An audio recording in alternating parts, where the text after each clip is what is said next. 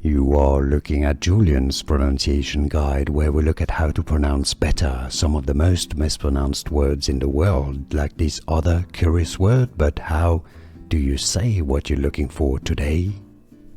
Word pronunciation in English, British English and American English pronunciations are similar. Oxymoron, ox-c-mo-ron. The stress goes on the mo syllable. American English, oxymoron, oxymoron, or in the UK, oxymoron. Did you get this? Let me know in the comments.